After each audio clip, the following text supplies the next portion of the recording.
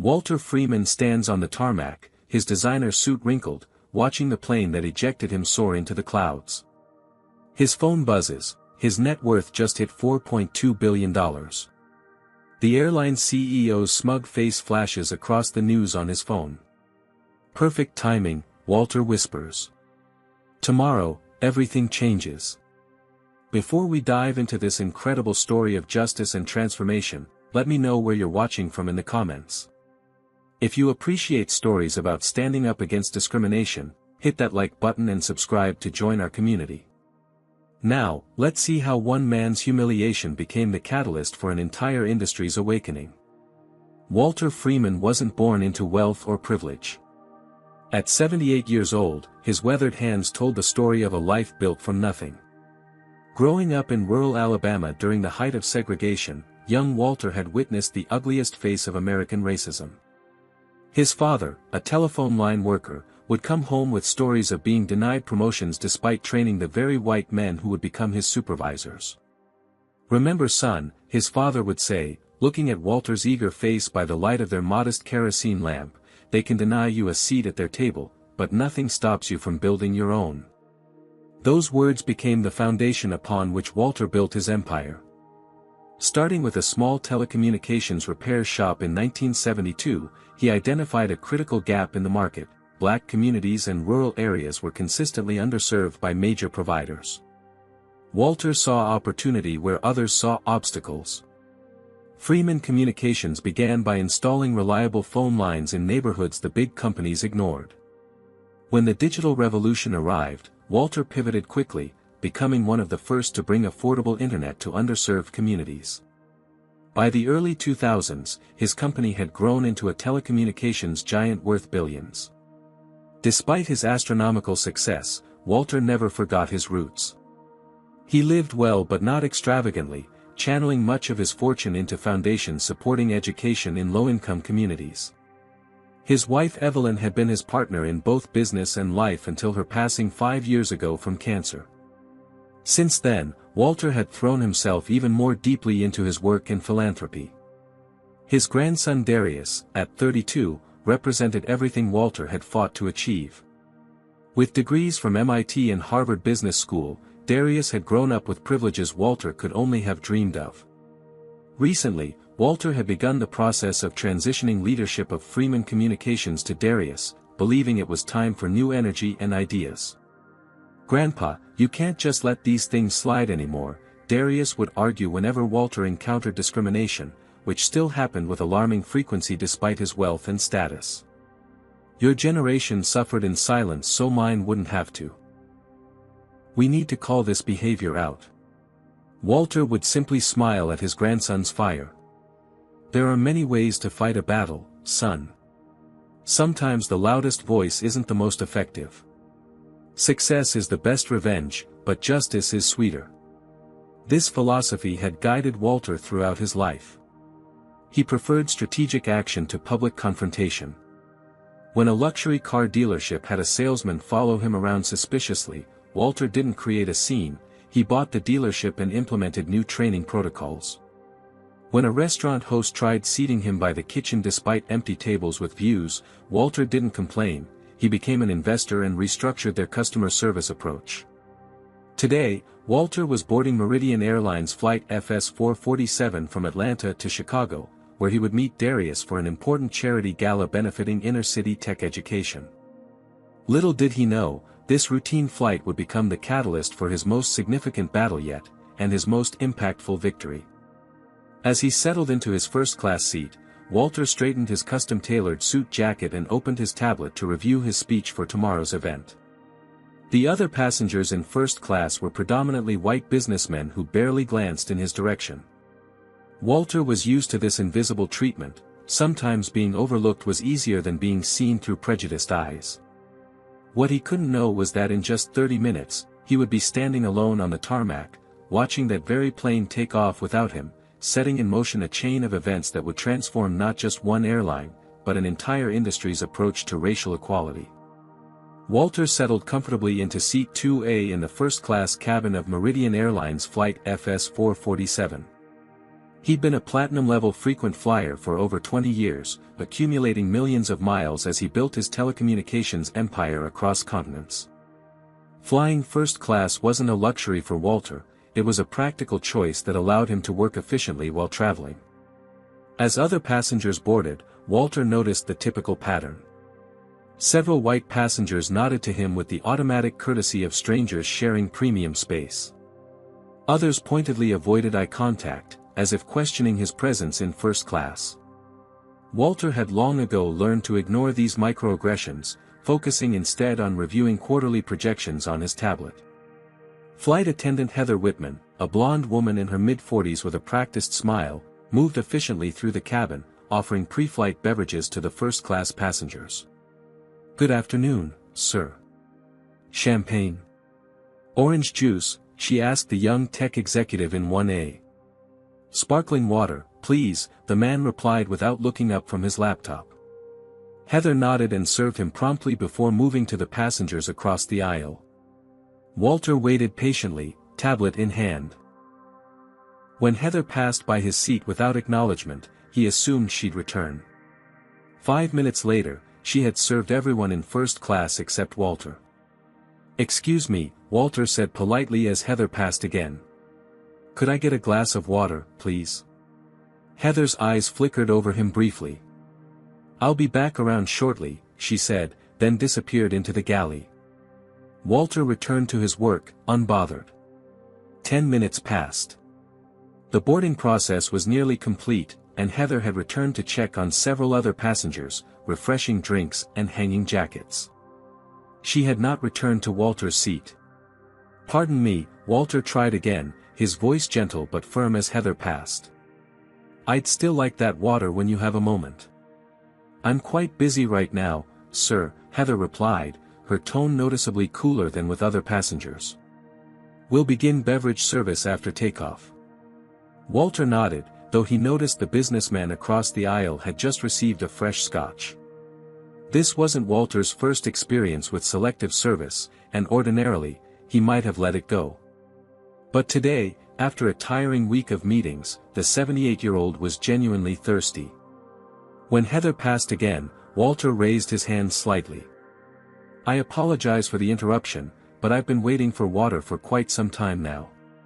Could you please?" "Sir," Heather cut him off sharply, loud enough for nearby passengers to hear, "I've told you we'll begin full service shortly.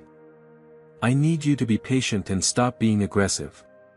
Walter blinked in surprise. "Aggressive? I don't believe I was. Is there a problem here?" A white passenger from the business class section had approached, inserting himself into the situation. Thomas Kensington, as Walter would later learn, was a mid-level banking executive who had appointed himself unofficial air marshal. "This man keeps demanding immediate service," Heather explained to Kensington, as if Walter weren't present. "He's being disruptive." "I simply asked for water," Walter clarified calmly. "3 times now. See how he's talking back?" Kensington said. "That's exactly the kind of attitude that causes problems on flights these days." By now, several passengers were watching the interaction. A few had phones discreetly recording, including Amara Jackson, a 26-year-old journalist seated in business class who recognized Walter Freeman immediately. The situation escalated when Captain Bradley Reynolds, a stern-faced man in his 50s, emerged from the cockpit, summoned by a call from Heather. "What seems to be the issue here?" Captain Reynolds asked, standing over Walter's seat with arms crossed. "This passenger is being belligerent and making the cabin crew uncomfortable," Heather stated firmly. "I've simply been asking for a glass of water," Walter explained, maintaining his composure. "I've been ignored repeatedly while other passengers receive service." Captain Reynolds barely listened to Walter's explanation. "Sir, if you're causing disruptions before we even take off, I have concerns about your behavior during this flight." "I assure you, there's no cause for concern," Walter said. "I'm a frequent flyer with Meridian, just asking to be treated like the other passengers." "He's playing the race card," Kensington muttered loudly enough for those nearby to hear. Captain Reynolds made a quick decision. Sir, I believe it would be best for everyone if you deplaned and took a later flight when you're feeling more cooperative. Walter stared in disbelief. You're removing me from this flight because I asked for water. I'm removing you because you're creating a disturbance that could compromise flight safety, Reynolds stated firmly. Security will escort you off. 2 airport security officers appeared at the captain's signal. Walter, recognizing the potential danger in resistance, particularly for a black man in America, calmly gathered his belongings. I want your names, Walter said quietly to the flight attendant and captain. And your employee identification numbers. Are you threatening us now? Heather asked, voice rising theatrically. No, ma'am. I'm preparing to file a formal complaint, Walter replied, his dignity intact despite the humiliation burning in his chest. As security escorted Walter down the aisle, he noticed a young white man being escorted in the opposite direction, toward first class. Looks like we have an open seat in first after all, Heather was saying cheerfully. We'd like to upgrade you today, Mr. Peterson. Walter walked silently down the jetway, memorizing the names on the crew badges, noting the flight number, time, and date. Throughout his life, he had faced discrimination in many forms, but rarely so blatantly, and never with such potential witnesses and documentation. From the terminal window, Walter watched as Flight FS-447 pulled away from the gate. His phone buzzed in his pocket, a stock alert informing him that his tech company's latest acquisition had been finalized, pushing his net worth to $4.2 billion. On the terminal television, a business news program featured the smiling face of Meridian Airline CEO Wesley Blackwell, discussing the company's commitment to exceptional customer experience. Walter Freeman's eyes narrowed slightly as he looked from his phone to the departing plane. This time would be different. This time, he wouldn't just file a complaint that would disappear into corporate bureaucracy. This time, he had the resources and resolve to create change that no one at Meridian Airlines could possibly anticipate. The sleek private car glided through Atlanta traffic as Walter made calls from the back seat. He declined Meridian's offer of rebooking, instead arranging his own transportation to Chicago. His first call was to Darius. They did what? His grandson's voice exploded through the speaker. Walter held the phone slightly away from his ear. Grandpa, we're suing them into oblivion. Today. I'm calling Patricia right now.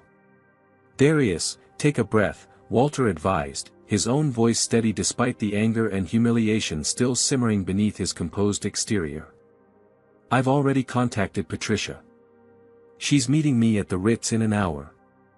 This is exactly what I've been talking about, Darius continued, his outrage palpable even through the phone. Your generation keeps turning the other cheek while these people think they can treat us however they want. No more passes, Grandpa. Not for you.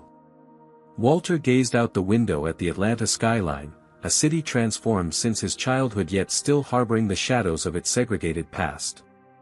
I don't intend to give anyone a pass, son. But there are many forms of justice. By the time Walter checked into the presidential suite of the Ritz-Carlton, his longtime attorney Patricia Reynolds was already waiting in the lobby. Despite sharing a last name with the Meridian captain, Patricia was no relation, a fact that would become important in the coming legal battle. Walter, Patricia greeted him, her no-nonsense demeanor softened by genuine concern. At 65, she had been handling Freeman Communications legal matters for over 30 years. I've already spoken with 3 passengers who witnessed the incident. Their videos are circulating online. Walter raised an eyebrow. Already? Patricia nodded, following him into the elevator. A journalist named Amara Jackson was on board. She recognized you and started recording as soon as the confrontation began. Her initial tweet has over 50,000 retweets. In the suite, Patricia opened her laptop to show Walter the growing social media firestorm. The hashtag Justice for Walter Freeman was trending, alongside hashtag Meridian Airlines discrimination. Video clips showed Walter's calm demeanor contrasted with the flight attendant's increasingly aggressive posture. Meridian's PR team issued this statement 20 minutes ago, Patricia said, displaying a corporate Twitter post. Meridian Airlines is aware of an incident involving a passenger on flight FS 447. We take all customer concerns seriously and are conducting a thorough investigation. The comfort and safety of all passengers remains our top priority. Walter read the non-apology with a slight shake of his head. Standard corporate deflection. No acknowledgement of wrongdoing, no specifics, no actual commitment to action. His phone rang, a Chicago number he didn't recognize. Patricia gestured that she would step onto the balcony to give him privacy. Mr. Freeman, this is Amara Jackson with the Chicago Tribune.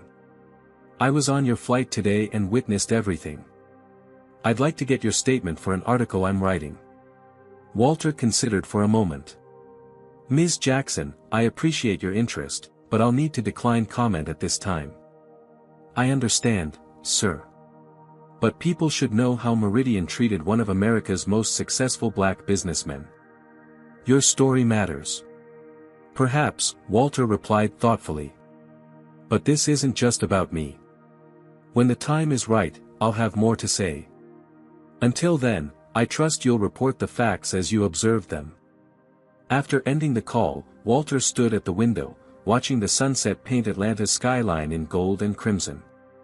His mind drifted back to similar incidents throughout his life, being forced to use separate facilities as a child in Alabama, being denied service at restaurants as a young man, being mistaken for a waiter at business functions even after his company went public. Each indignity had fueled his determination rather than diminishing it. Each barrier had become a building block in his path to success. This latest incident would be no different, except in scale and consequence. As night fell, Patricia finished coordinating with the legal team while Walter watched the news coverage of the incident spreading across networks. His phone rang again, this time displaying Meridian Airlines' corporate number. Mr. Freeman, this is Wesley Blackwell, CEO of Meridian Airlines. The voice oozed practiced contrition. I wanted to personally express my deepest regrets about today's unfortunate incident. I appreciate the call, Mr. Blackwell, Walter replied evenly. We pride ourselves on providing exceptional service to all our passengers. What happened today falls far short of our standards. I'd like to offer you our sincere apology, lifetime platinum status, and 1 million frequent flyer miles as a gesture of goodwill. Walter's voice remained measured. And what about the employees involved? We're conducting a thorough investigation, Blackwell said smoothly. Appropriate action will be taken once we've gathered all the facts. I see. And what about your company's broader issues with discriminatory treatment? This isn't an isolated incident, Mr. Blackwell. A pause. We have comprehensive diversity training programs in place, Mr. Freeman. I can assure you that discrimination has no place at Meridian Airlines. Walter watched the lights of aircraft taking off and landing at the distant airport. Mr. Blackwell, I don't want your miles or your status upgrade. I don't want your money. I want change. Perhaps we could discuss this further in person, Blackwell suggested. I could fly to Atlanta tomorrow. That won't be necessary, Walter interrupted. But I do appreciate your call.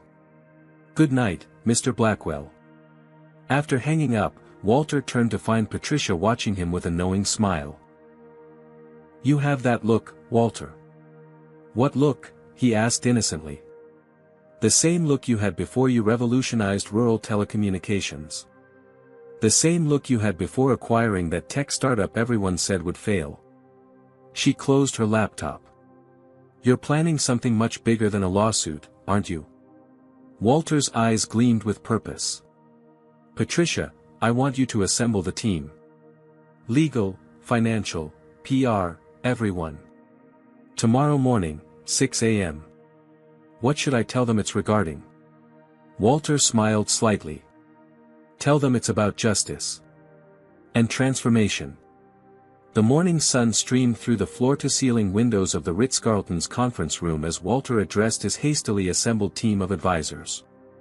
Despite the early hour, everyone was alert, aware that Walter Freeman never called emergency meetings without significant cause. "Thank you all for coming on such short notice," Walter began, his voice steady and purposeful. "By now, you've all seen the news about yesterday's incident." Heads nodded around the table. The team included Patricia Reynolds, his chief legal counsel, Marcus Tate, head of financial operations, Sophia Washington, public relations director, and via secure video link, Darius from Chicago. "What happened yesterday was unfortunately not an isolated incident," Walter continued. "Not for me personally, and certainly not for countless others who lack my resources and platform. The difference is, we now have an opportunity to create meaningful change." Marcus slid a folder across the table. "Our team worked through the night on this. Meridian Airlines is in a precarious financial position. They've overextended on fleet modernization while facing increased competition from budget carriers. Their stock has been sliding for 3 consecutive quarters." Walter nodded.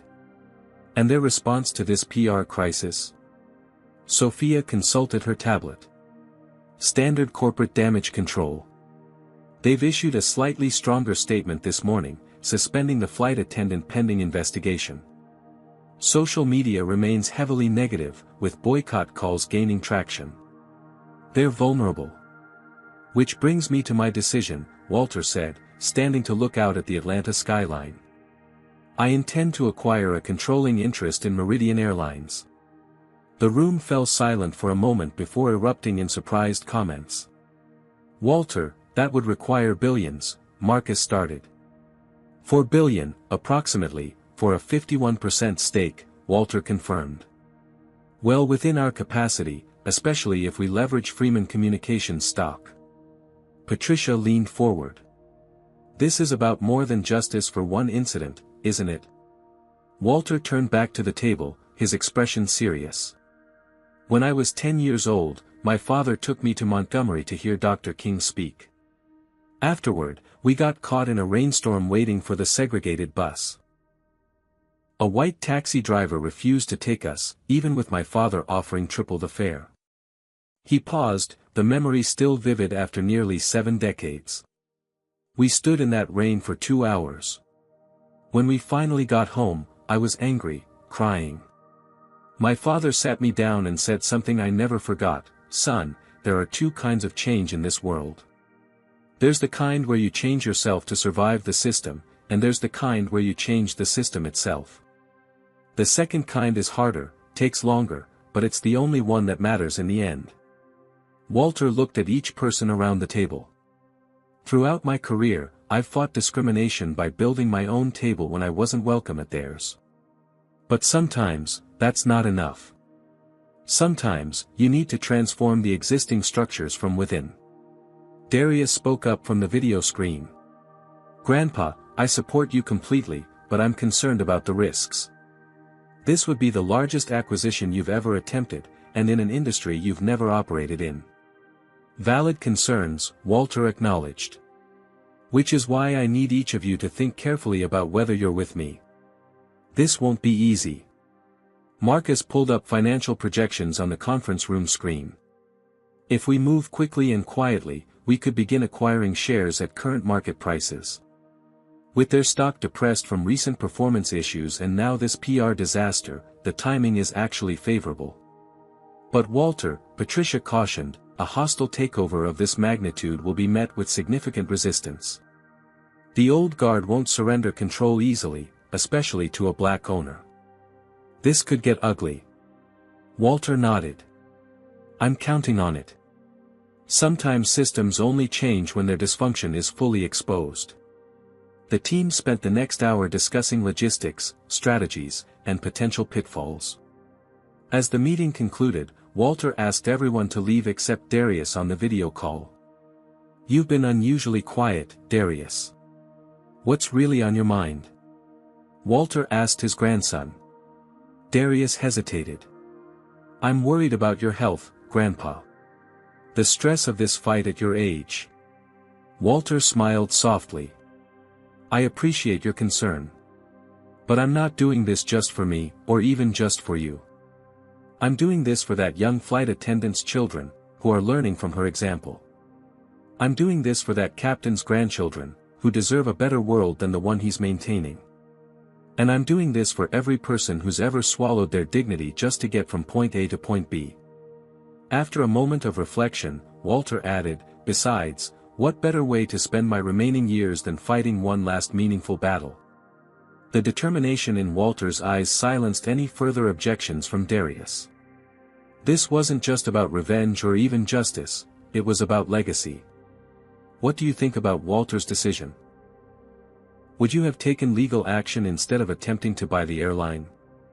Comment number 1 if you believe Walter's approach will create more lasting change, or number 2 if you think a high-profile lawsuit would have been more effective.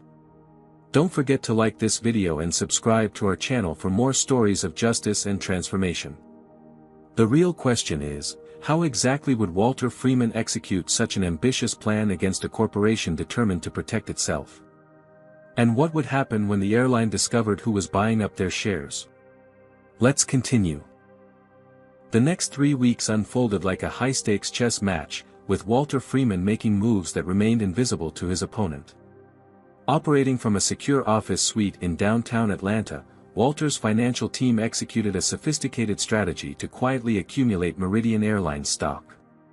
We've established 7 separate investment vehicles through various subsidiaries, Marcus Tate explained during their daily morning briefing. None traceable to Freeman Communications or to you personally. Walter nodded, studying the real-time acquisition data on the large display screen. Current position: 12% and climbing, Marcus replied. We're keeping individual purchases below reporting thresholds. The market sees multiple unrelated investors, not a coordinated effort. Meanwhile, the public narrative around Meridian Airlines continued to deteriorate. Sophia Washington's PR team had discreetly reached out to journalists covering the story, providing background information on Freeman's accomplishments and philanthropy without directly connecting him to any potential acquisition. Amara Jackson's feature piece runs tomorrow in the Tribune, Sophia informed Walter. She's expanded beyond your incident to investigate systemic issues at Meridian. Former employees have come forward with similar stories of discriminatory practices. Walter raised an eyebrow. You didn't prompt those testimonials, did you? Didn't need to, Sophia replied. Once the first video went viral, people started sharing their experiences unprompted. Turns out Meridian has quite a history. Patricia entered the room with her own update. Meridian's legal team is scrambling. They've offered a 7-figure settlement with an NDA. Walter shook his head. Decline. Respectfully. They'll increase the offer, Patricia warned. It's not about the money, Walter reminded her. It never was. By the end of the second week, Walter's team had acquired nearly 20% of Meridian's outstanding shares. The stock price had begun to fluctuate erratically as market analysts noticed the unusual trading patterns. Financial blogs are speculating about a potential takeover, Marcus reported. No names mentioned yet, but Meridian's board has called an emergency meeting.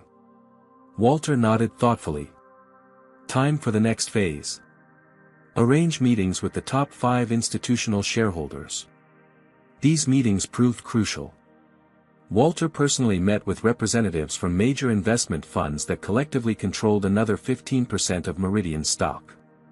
His reputation as a business visionary preceded him, and his plans for transforming Meridian resonated particularly with younger fund managers. The airline industry is overdue for disruption, Walter told them. Not just in technology, but in corporate culture. Meridian's recent issues are symptoms of deeper problems that impact their bottom line. I'm offering a path to both ethical and financial improvement. 4 of the 5 funds agreed to support Walter's bid, giving him effective control of over 30% of the company, enough to trigger corporate disclosure requirements and bring his acquisition effort into the open. The news broke on a Wednesday morning. Telecommunications billionaire Walter Freeman seeks controlling stake in troubled Meridian Airlines. Meridian CEO Wesley Blackwell was caught completely off guard. His CNBC interview that afternoon showed a man struggling to maintain composure. While we welcome all investors, This appears to be an opportunistic attempt to capitalize on a single unfortunate incident that isn't representative of our company culture, Blackwell stated tensely. Meridian has a proud 70-year history, and we intend to remain independent. Behind the scenes, Meridian's board authorized aggressive countermeasures, including a poison pill provision that would dilute shares if any single entity acquired more than 40% of the company. Walter had anticipated this move. Classic defensive maneuver, he told his team. But they're forgetting something important. What's that? Darius asked, now physically present in Atlanta to support his grandfather. Public opinion, Walter replied.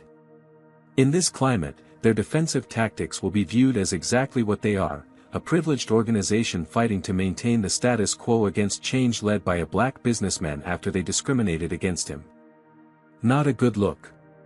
He was right.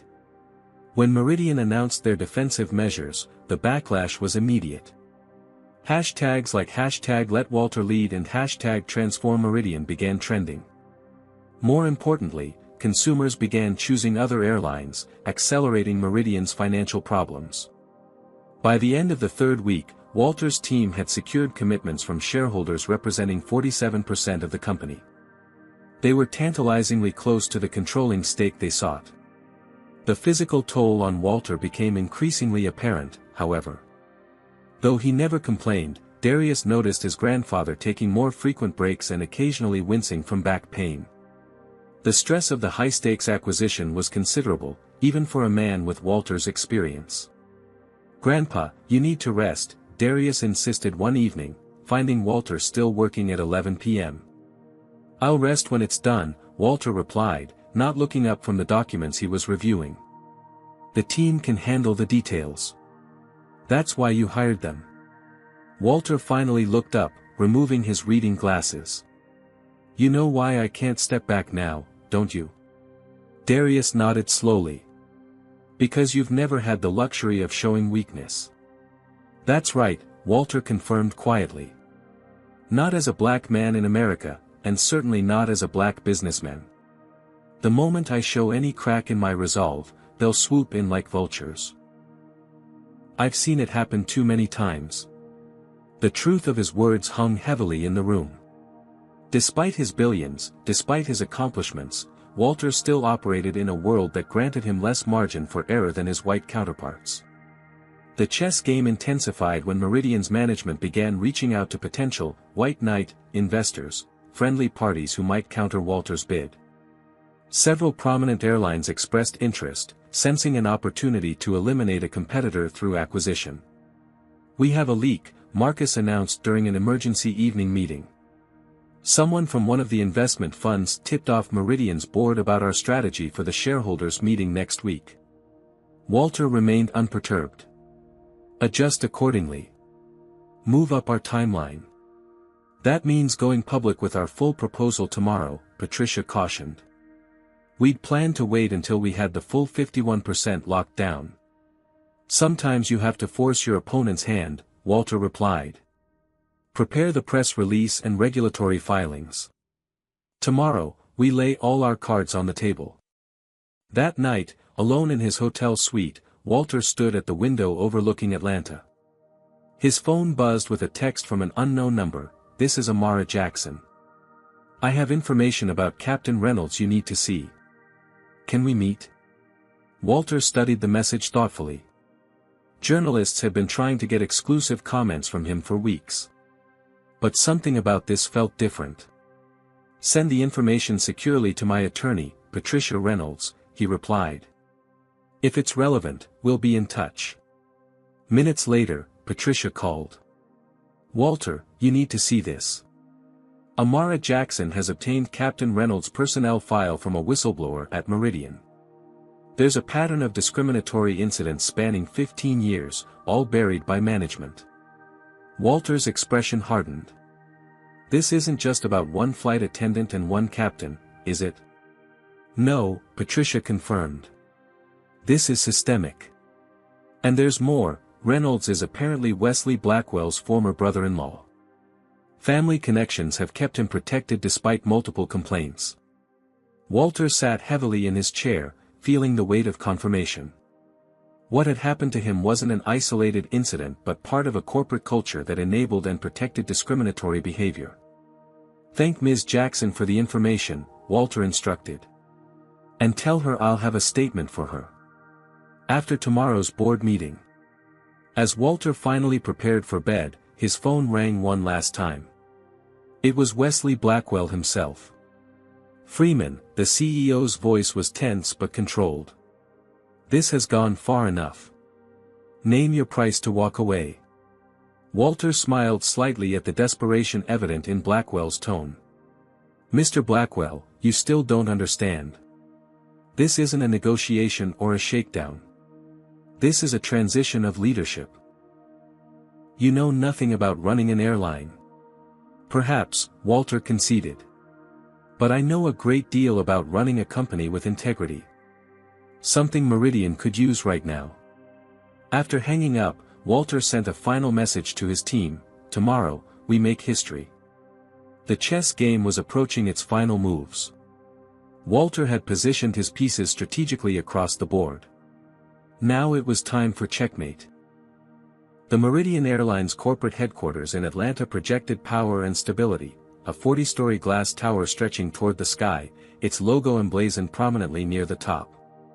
In the executive boardroom on the 39th floor, tension hung in the air like a gathering storm.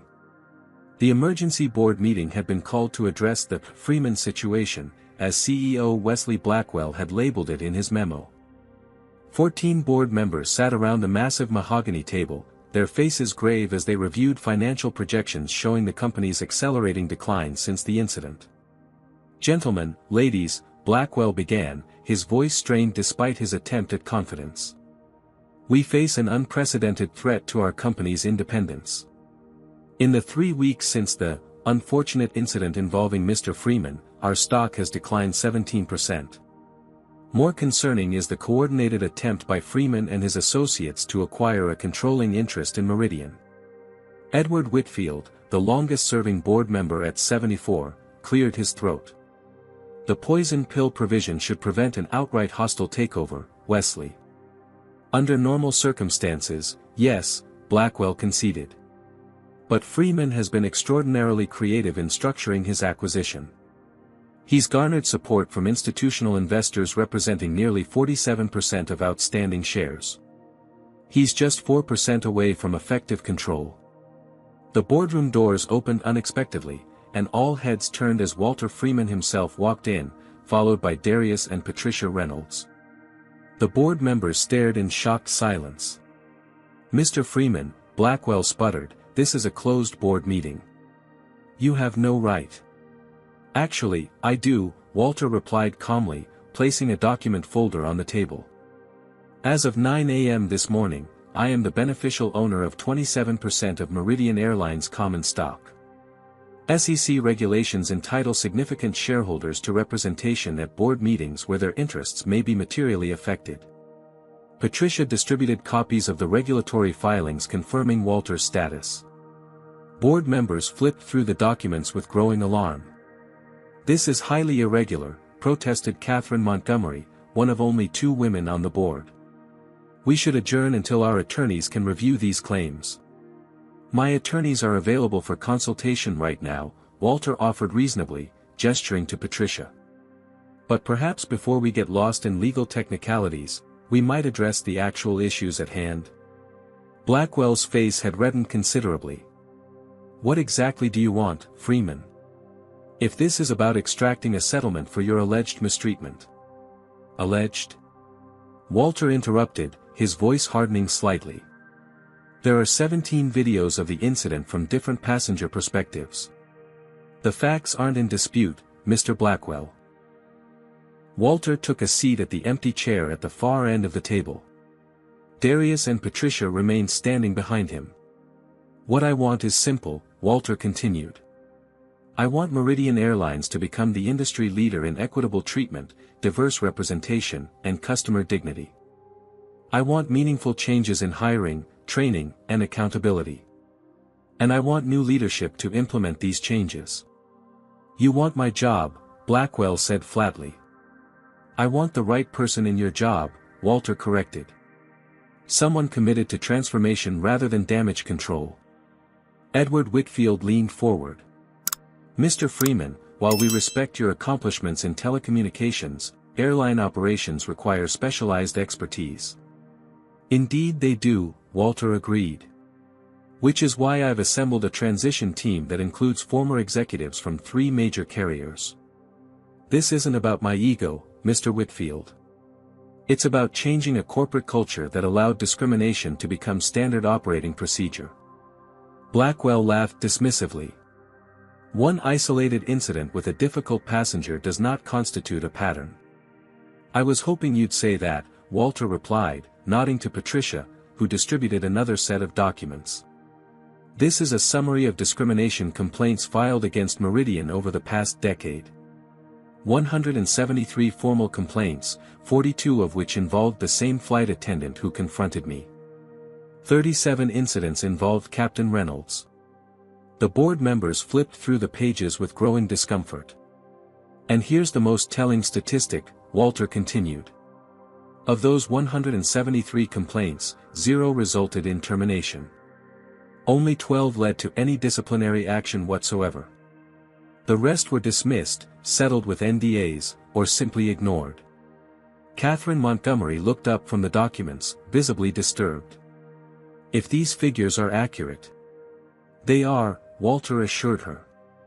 Compiled from EEOC filings, court records, and internal documents provided by current and former Meridian employees. Even if we accept these claims, Blackwell interjected, your proposed takeover isn't the solution. We can implement diversity training, review our complaint procedures. You've had decades to do that, Walter cut in. Instead, you've created a system that protects people like Captain Reynolds, who happens to be your former brother-in-law. A murmur ran through the board members. This was clearly news to many of them. That's completely irrelevant, Blackwell snapped. Is it? Walter asked.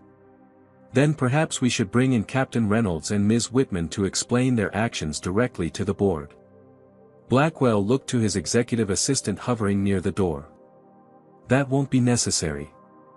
Actually, I think it is, came a voice from a board member who had been silent until now.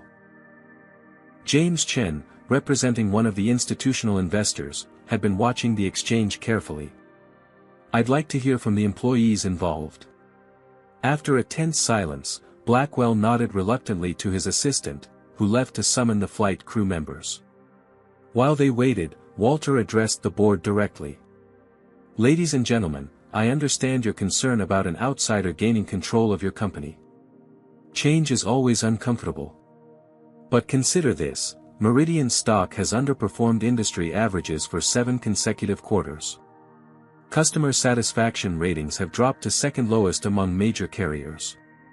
Employee turnover is at an all-time high. Even before this incident, your company was struggling. Several board members exchanged glances, unable to refute these facts. I'm offering a path forward, Walter continued.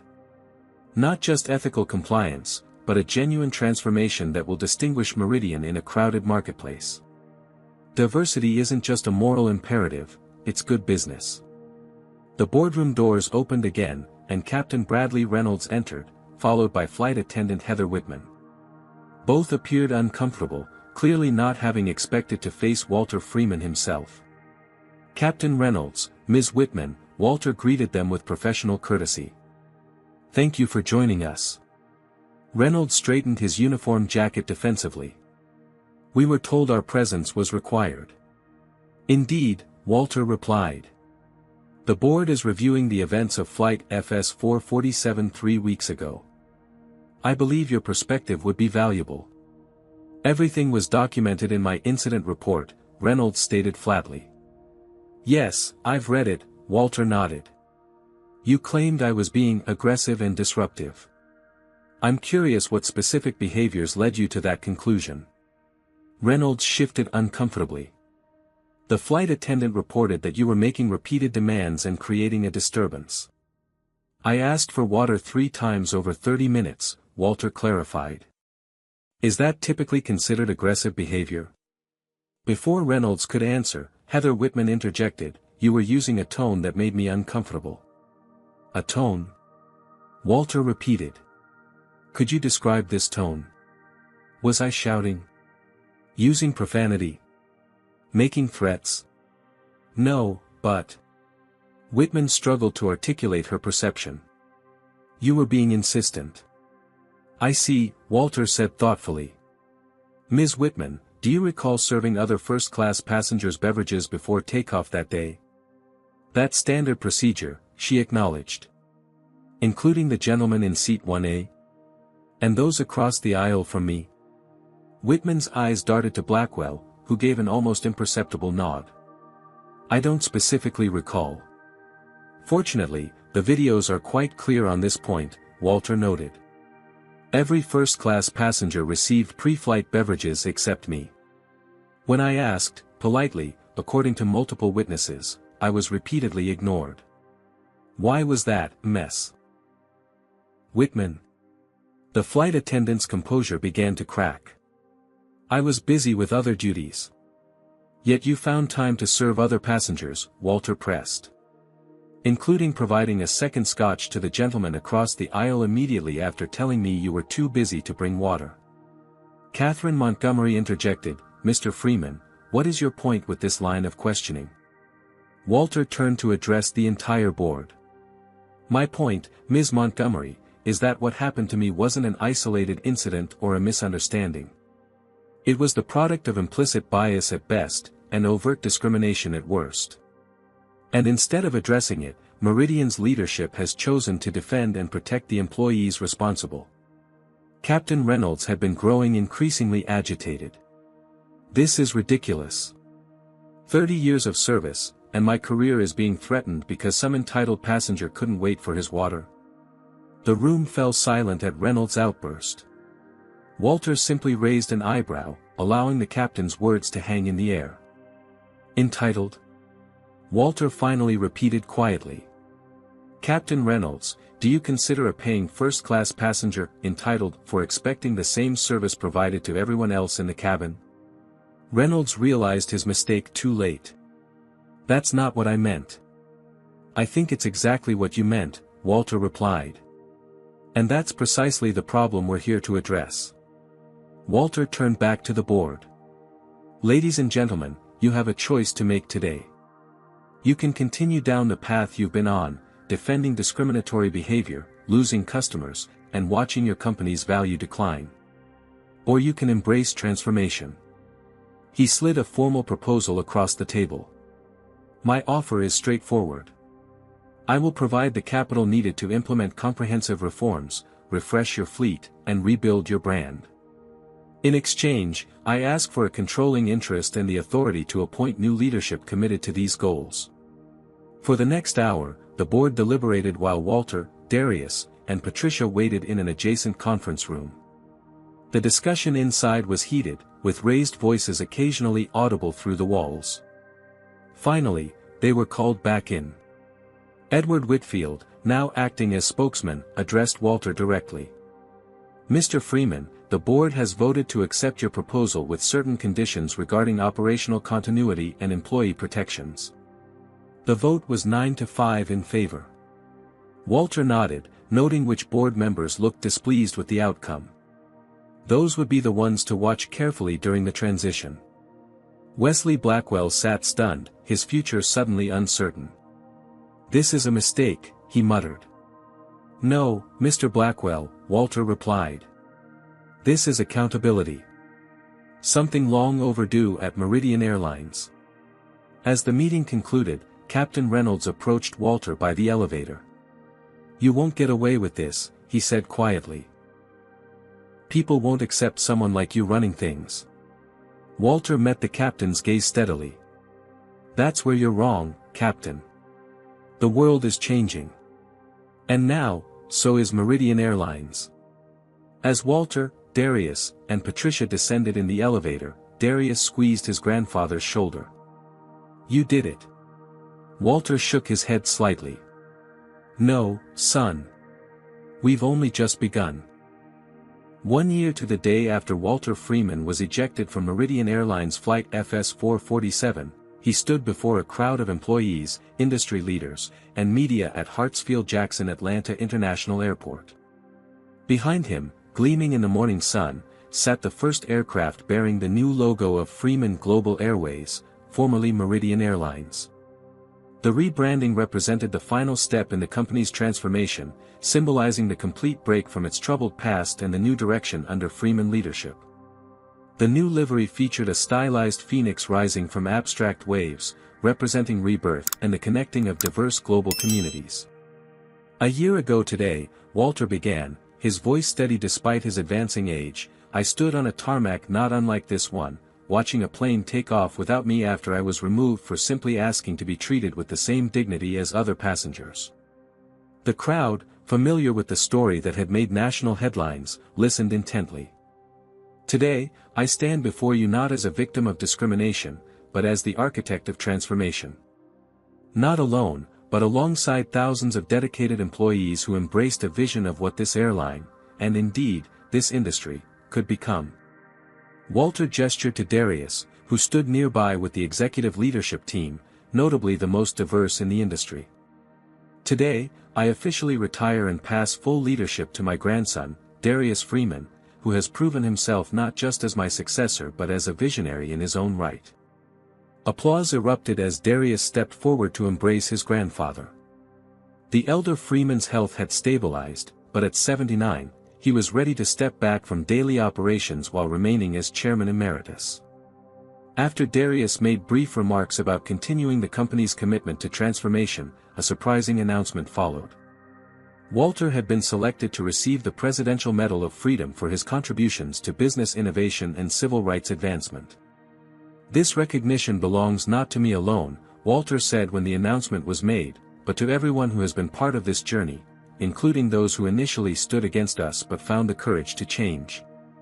He gestured toward the audience where Captain Bradley Reynolds sat with his daughter and her fiancé, the black pilot whose relationship had helped transform Reynolds' perspective. Nearby sat Heather Whitman, now a senior executive responsible for customer experience training. Even former CEO Wesley Blackwell was present, having publicly acknowledged the positive impact of the changes he had once resisted. The ceremony concluded with the announcement of the Freeman Foundation for Equity in Transportation, a $500 million initiative to support diversity in aviation and ensure equal access and treatment for all travelers. As attendees moved to the reception area, Walter found a quiet moment with Amara Jackson, whose reporting had helped document the transformation from its controversial beginnings to its industry-changing impact. "Your final feature is published today, I understand?" Walter asked. Amara nodded. "A 1-year retrospective. I wanted to wait until I could include the rebranding and your retirement. And your conclusions? That what happened with Freeman Global Airways isn't just a corporate success story," Amara replied thoughtfully. "It's a template for how meaningful change can occur in established institutions, through clear vision, consistent accountability, and leadership that values transformation over retribution." Walter nodded appreciatively. "You've captured it well." As they talked, an announcement came over the airport speakers: "Now boarding, Freeman Global Airways inaugural flight GF001 to Chicago O'Hare International Airport." Speaking of which, Walter said with a smile, "I believe that's my flight." The inaugural flight had been specifically scheduled and numbered to mirror the flight from which Walter had been removed a year earlier. But this time, he would be boarding as the company's honored founder rather than an unwelcome passenger. At the gate, Walter was greeted by a flight crew that reflected the airline's commitment to diversity, men and women of various races, ages, and backgrounds, all trained under the company's revolutionary equity programs. The captain, a young black woman who had benefited from Freeman's scholarship program, welcomed Walter personally. "It's an honor to fly you today, Mr. Freeman. Your seat in first class is ready whenever you'd like to board." Walter smiled at the symmetry of the moment. "Thank you, Captain. I believe I'm ready now." As Walter settled into his first-class seat, a flight attendant immediately approached. "Mr. Freeman, would you like still water, sparkling water, or perhaps champagne before takeoff? Walter's eyes twinkled. Still water would be perfect, thank you. The attendant returned promptly with the water, served with dignified courtesy, the same treatment now extended to every passenger, regardless of appearance, background, or status. As the plane taxied toward the runway, Walter gazed out the window at the airport where his transformation journey had begun. The humiliation he had experienced that day had been transformed into purpose, and that purpose into lasting change. The aircraft lifted smoothly into the sky, climbing through scattered clouds into clear blue. Below, the landscape of Georgia gave way to the patchwork of America, diverse, complex, imperfect yet filled with possibility. Walter recalled his father's words from so long ago, there are two kinds of change in this world. There's the kind where you change yourself to survive the system, and there's the kind where you change the system itself. He had accomplished the latter, creating transformation that would outlast him, benefiting countless travelers and employees for generations to come. The incident that might have been merely another indignity in a lifetime of navigating racism had instead become the catalyst for systemic change. As the plane reached cruising altitude, Darius took the seat beside him, having arranged to join this symbolic flight. "How does it feel?" Darius asked quietly. Walter considered the question. "It feels like completion," he finally answered. The circle closed. The journey fulfilled. Darius nodded, understanding the depth of emotion behind his grandfather's simple words. "You know," Walter continued after a moment, "when I was standing on that tarmac a year ago, watching that plane take off without me, I didn't just feel anger or humiliation. I felt responsibility. Not just to fight for myself, but to ensure no one else would have that experience again." "You've done that," Darius affirmed. "And more." Walter smiled slightly. "We've done that. All of us together." As the flight continued toward Chicago, Walter reflected on the true nature of justice. It wasn't found in punishment or retribution, but in transformation, of systems, cultures, and sometimes even of those who had perpetuated injustice. The flight attendant approached again. "Mr. Freeman, the captain has invited you to visit the cockpit if you'd like." Minutes later, Walter stood in the state-of-the-art cockpit of the aircraft, observing the diverse flight crew working together with professional precision. "Welcome aboard, Mr. Freeman," Captain Keisha Williams said warmly. "It's an honor to have you on our inaugural flight." "The honor is mine, Captain Williams," Walter replied. "Seeing you in that chair means everything we've worked for is becoming reality." Back in his seat, Walter gazed out at the clouds below, thinking about the legacy he was leaving behind.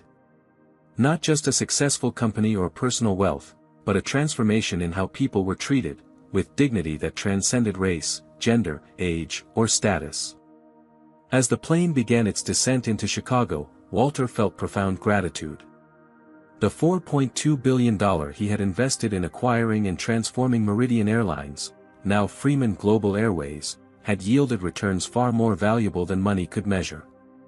The aircraft touched down smoothly at O'Hare International Airport, completing the journey that had been denied to Walter a year earlier.